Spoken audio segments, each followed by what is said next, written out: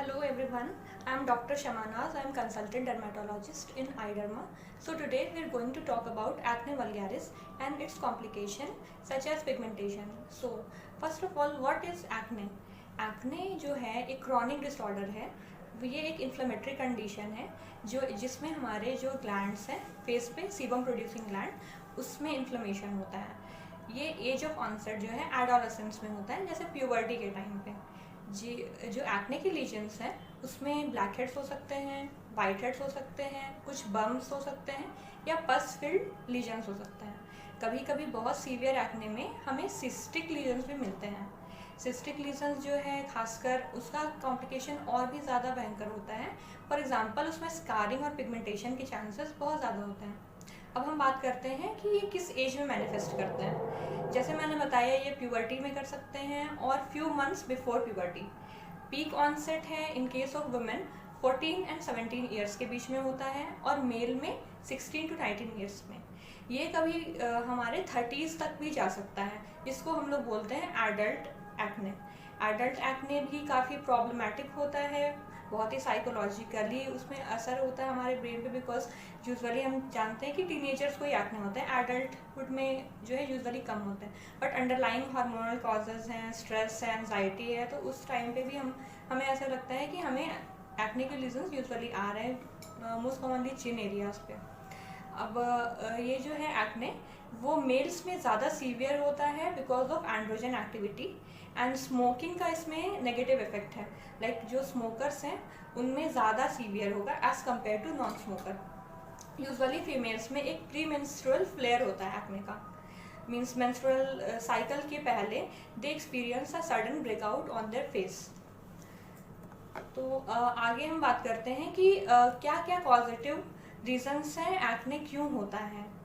Hormones में androgen level होता है। एंड्रोजन का जो स्पर्ट एक होता है इंक्रीज होता है सडन ड्यूरिंग प्यूबर्टी। एंड्रोजन जो हार्मोन है वो सीबम प्रोडक्शन के लिए रिस्पॉन्सिबल होता है, तो जितना ज़्यादा सर्कुलेटिंग एंड्रोजन आपके बॉडी में है उतना ज़्यादा सीबम प्रोड्यूस होगा। और यूजुअली क्या है कि एक ईस्ट्रोजन और एंड्रोजन का एक रेशियो होता है जो कि एक नॉर्मल लेवल में होना चाहिए। अगर ये इम्बैलेंस हो जाए एंड्रोजन और ईस्ट्रोजन का रेशियो, तो उससे एक्ने एग्रावेट हो जाता है। एक और कंडीशन है जिसे हम कहते हैं पॉलीसिस्टिक ओवेरियन सिंड्रोम। इसमें फीमेल्स को एक्ने प्रेजेंट होता है उनके फेस में along with other conditions, for example obesity, irregular menstrual cycle, androgenetic alopecia that is hair loss and hirsutism that is facial hair। एक रीज़न है डाइट। यूजुअली जो acne patients रहते हैं उनकी जो डाइट है हाई शुगर डाइट या carbohydrate diet. Carbohydrate diet से है कि वो एंड्रोजन सिंथेसिस ज़्यादा प्रोड्यूस करता है along with milk and dairy product. इससे भी काफ़ी जो है एक्ने लीजन्स में एग्रावेशन होता है। Oily, fried, sugar containing food, ये सब भी रिस्पॉन्सिबल हैं। इंडियन क्लाइमेट है हॉट एंड ह्यूमिड, तो ये एक्ने को एग्रावेट करता है। इमोशनल स्ट्रेस का भी काफ़ी रोल है इसमें, क्योंकि इमोशनल स्ट्रेस जैसे ड्यूरिंग एग्जामिनेशन या वर्कलोड प्रेशर आप देखेंगे कि एक एग्रावेशन होता है प्री एग्जिस्टिंग एक्ने लीजन्स का। एक जो स्किन केयर में अगर कोई काफ़ी एक्सेसिव ऑयल या पोमेड्स या कुछ केमिकल्स जो यूज़ करते हैं फेस पे, तो उससे भी एक्ने जो है आउटब्रेक इंक्रीज होता है। अब कुछ ड्रग्स जैसे कुछ दवाएं, मेडिसिन्स जो कॉज करती हैं एक्ने, वो है एनाबॉलिक स्टेरॉइड, जो वेट गेन जैसे जिम ट्रेनर्स वगैरह कभी कभी प्रिस्क्राइब करते हैं। उसकी वजह से भी मेल पेशेंट्स जो आते हैं कहते हैं कि बैक में एक्ने हो गया, तो वो रीज़न है एनाबॉलिक स्टेरॉइड का। और कुछ मेडिसिन्स लाइक कॉर्टिकोस्टेरॉइड जो फेस पे कोई अप्लाई करते हैं तो उससे भी एक्ने के लीजन डेवलप होता है। कुछ मेडिसिन जो टीबी में यूज़ होते हैं जैसे आइसोनाइजिड, उसका भी साइड इफेक्ट है। ये सीक्वेंस ऑफ इवेंट क्या होता है, सबसे पहले एक हमारे जो सीबम प्रोड्यूसिंग ग्लैंड है उसमें केराटिन जो है वो ब्लॉक कर देता है, फिर वहाँ सीबम का कलेक्शन हो जाता है। सीबम कलेक्शन होने के बाद वहाँ पे जो सराउंडिंग माइक्रोब्स है वो इन्फ्लेमेशन कॉज करता है, एंड देन इस एक्मुलेशन से ग्लैंड जो है वो रप्चर कर जाता है।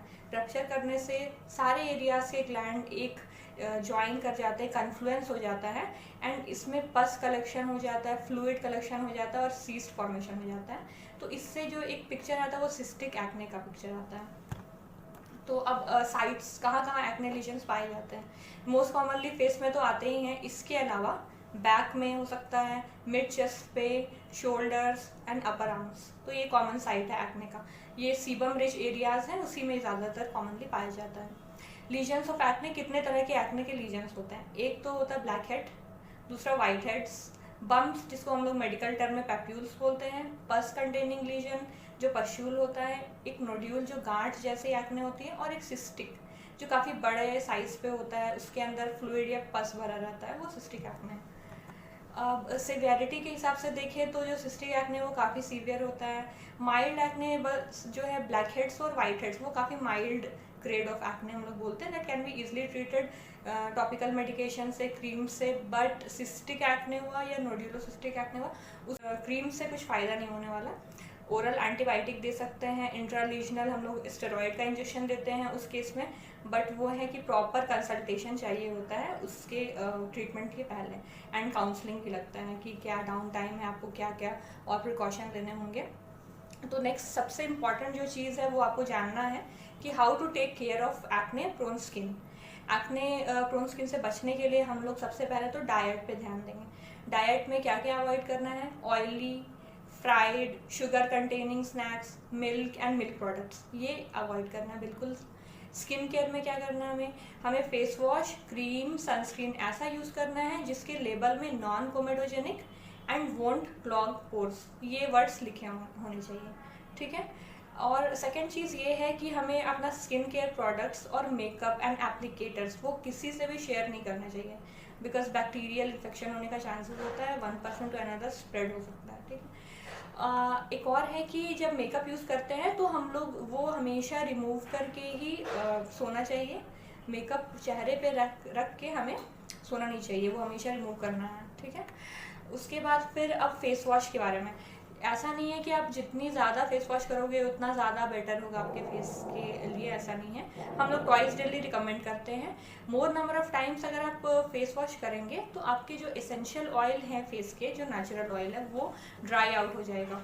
उससे है फर्दर एक्टिविटी बढ़ जाएगी सेबेशियस ग्लैंड की, फर्दर एक्ने होगा। तो ड्राई आउट नहीं करना है, ट्वाइस डेली इज़ फाइन। अगर एक्सरसाइज करते हैं और स्वेटिंग होती है then you can wash your face. Apart from that there is no need of over doing anything. Face wash जो होना चाहिए वो काफ़ी जेंटल होना चाहिए, और वो जो नॉन कोमेडोजेनिक माइल्ड होना चाहिए। फिंगर टिप से अप्लाई करना सर्कुलर मोशन के साथ, और वॉश करना ल्यूकवार्म वाटर से।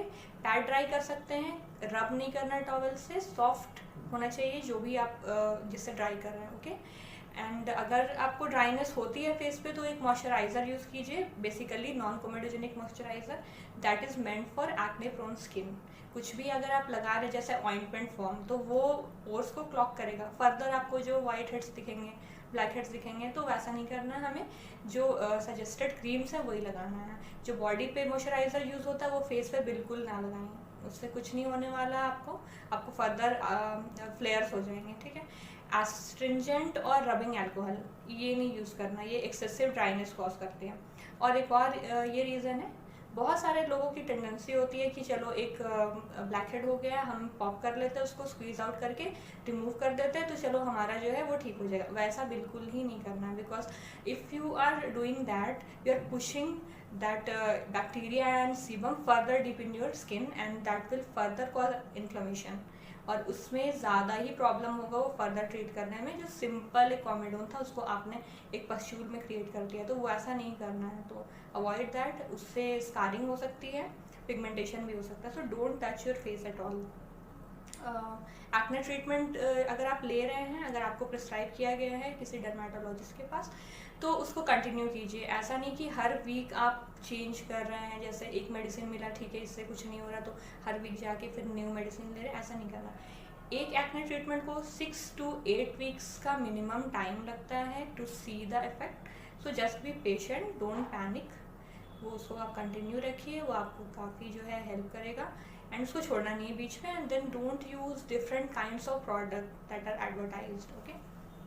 And coming on to pigmentation, hyper pigmentation जो होता है वो डार्क मार्क्स रहते हैं।